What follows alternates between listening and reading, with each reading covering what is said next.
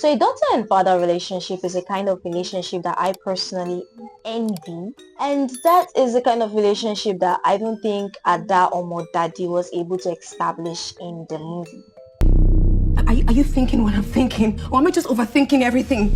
I don't think we should jump in. Ada Omo Daddy is a Nollywood movie that came out in 2023. It was in cinema and it was bubbling at that time. But some of us couldn't go to cinema because we had a lot of things going on in our life.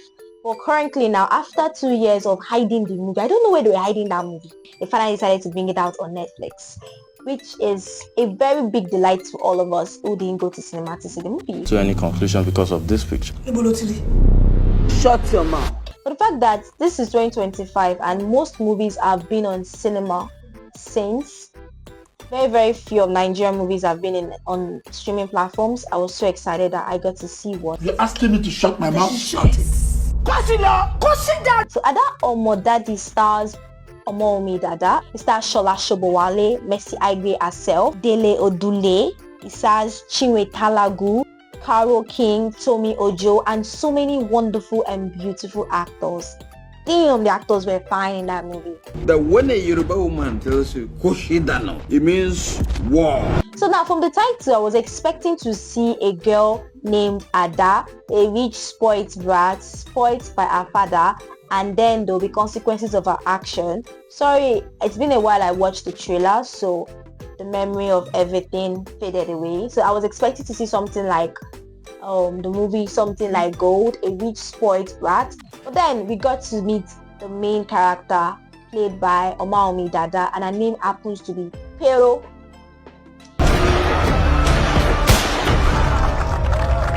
And I was confused because I was expecting to say an Igbo girl because they said Ada Omo Daddy. So then I was like, there's a twist to this name thingy.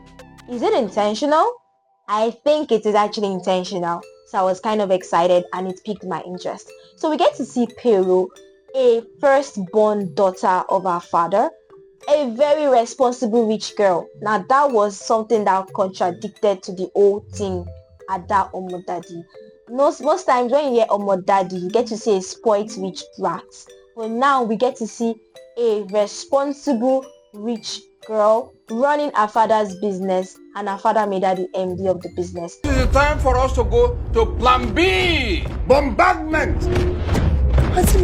Plus the fact that the picture was very excellent and beautiful. It was giving me luxury. We're talking about riches, we're talking about money, we're talking about owo. So we got to see the luxury, the house, the environment. I could believe that this girl is very rich, and I was thankful for that. So thank you, director, and thank you for the art direction too, for giving us these beautiful visuals with the house and the colors and the wardrobe.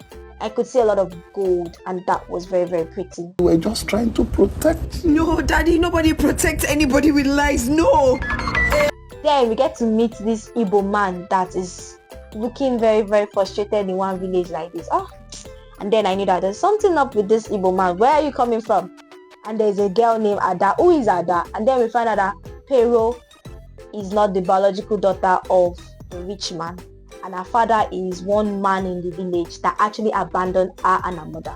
So the person that played Pero's mom, Shola Shobowale, you know when this woman is in a movie, you know what's happening. It's giving buzz. Omo. Wala. What we did with... I personally feel like this movie had unnecessary actors, too many actors.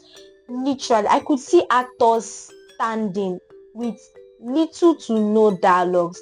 I asked myself, if we remove this actor from this film, will this film move forward? Yes. Will the storyline change? No. What is the relevance of this actor in this movie? Absolutely nothing. But the actor was there, standing in the frame, looking like a mannequin. So we had so many actors that I personally felt like their presence weren't needed in the movie. If they had shortened the cast, it would have given room to explore the individual and few characters in the set. For example, at Pero's siblings, I didn't know what they were doing there. Her sister that was a social media girl, the girl was just making videos up and down. She had nothing.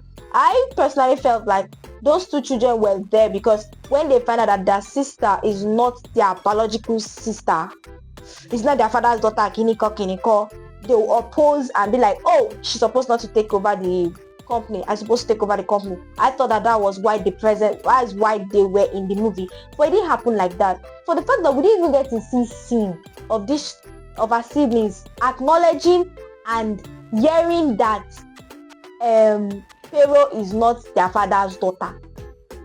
We just knew that they knew because they overheard.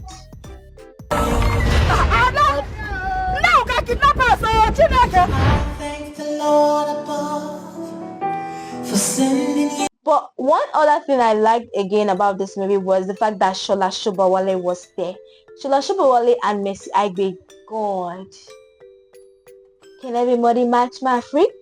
These two ladies were matching each other's freak, like literally. You could literally believe that they could be siblings.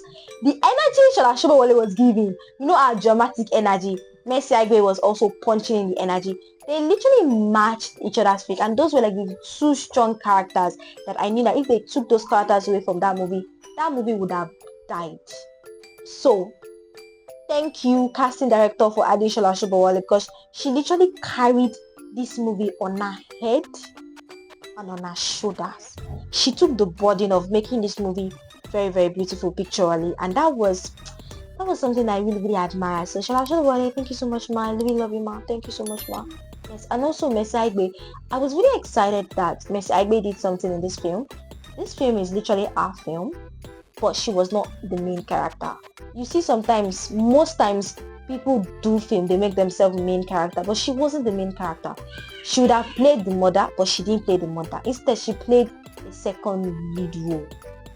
I think I'm correct. She played the second lead role, the sister, and she didn't even have so much scene. And I was really excited about that, because if she was the mother in that movie, or if she had a major lead role, it might not have fit based on her personnel, because the story needed an older woman to play the mother and it needed a younger woman to play the daughter. So she took herself out of this role and became the sister. That was a very, very wise decision. Why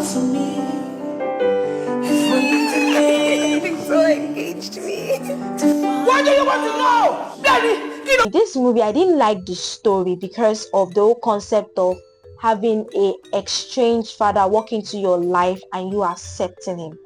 I was really, really angry at the character Pero, because I'm like, girl, you have a father that is rich, that knows that you're not his biological daughter.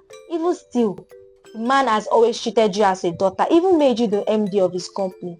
What are you now finding in one Igbo man that abandoned you and your mother, suffered you guys on, made you almost die? Like, what's doing you? I didn't like the way Pero was just sticking her mouth in the man's issue, trying to reconcile with a father. I'm like, why? Even after she heard that the reason why he came back was he lost his own child, one of his children, and it was like, I'm like, if that boy never die, if I not come with you, and plus the fact that she's getting married, and me personally, I felt like he wanted to collect the bride price. I don't know what's up with Igbo people and bride price. That point was really, really annoying, and it really, really irritated me. Aside that, that was what made me angry with Pero. The way the movie ended, it was kind of cool, but it was kind of sad. And I liked the way Shola Sobowale responded to the sad part, because she literally cried. Like, why would she accept that man? Fine, she had literally had two fathers, but... Mommy, look, why are you both making it about you? I'll tell you! Anyways, of all what I've said, my rating for this movie is a 5 out of 10, and this is why it's a 5. It's a 5 because of the cinematography, the cut, and the picture. Very, very clean, very, very nice. It's a 5 because the story did not appeal to me personally, because I wouldn't want an exchange father back into my life when I have someone that's taking care of me and taking the burden upon himself to be my father, even when he's not my father. I wouldn't like that. And I really didn't like the way it felt like they were encouraging us to do such.